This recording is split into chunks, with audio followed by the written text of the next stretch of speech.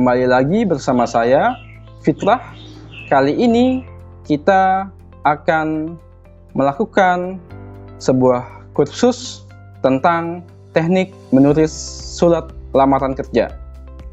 Kursus ini diperlukan bagi Anda yang baru lulus dari bangku sekolah atau perkuliahan dan ingin memulai karir Anda sebagai profesional di perusahaan yang Anda inginkan. Atau bagi Anda yang sedang mencoba untuk memulai pekerjaan baru dengan posisi yang baru di perusahaan yang Anda tuju.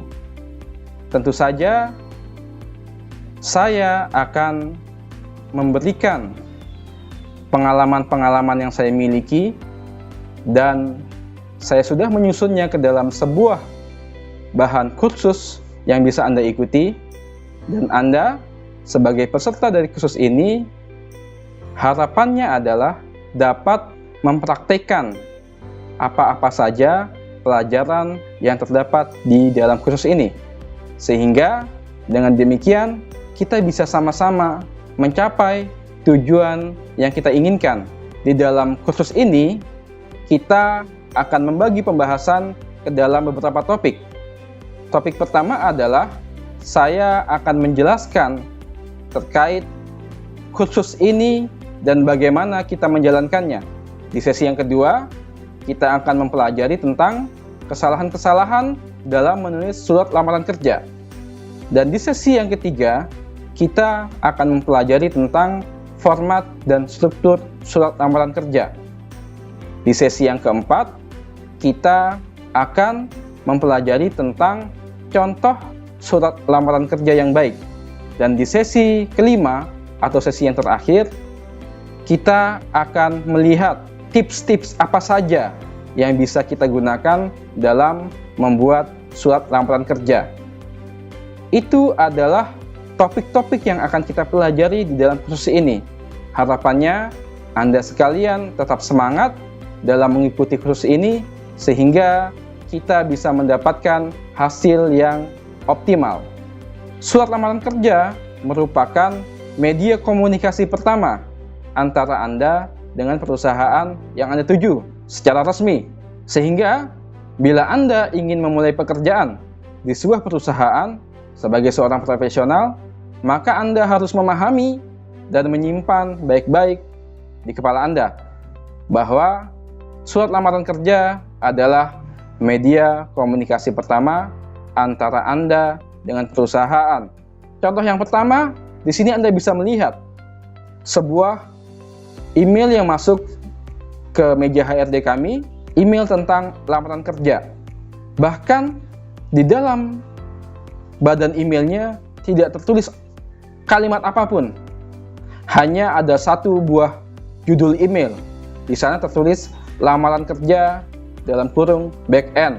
Kemudian si pengirim email menyertakan file CV. Tapi kemudian sekali lagi tidak menjelaskan apapun di dalam badan emailnya. Bagi kami, email-email seperti ini tidak akan kami proses lebih lanjut karena kami tidak paham apa maksud dari email ini. Atau di contoh yang kedua, hampir sama dengan contoh yang pertama. Tapi bahkan di dalam judulnya dia tidak menyertakan.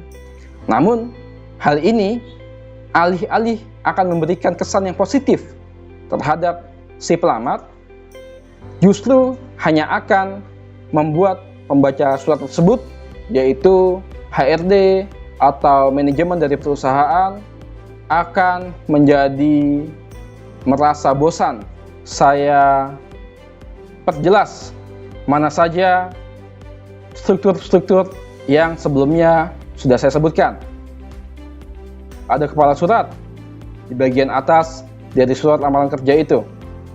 Kemudian ada tujuan surat di bawahnya dan badan surat yang memiliki porsi paling besar di dalam surat lamaran ini. Sebuah surat lamaran kerja tentu saja harus mengandung judul yang jelas bahwa surat itu adalah sebuah surat lamaran kerja. Bagian terakhir dari sebuah badan surat adalah penutup.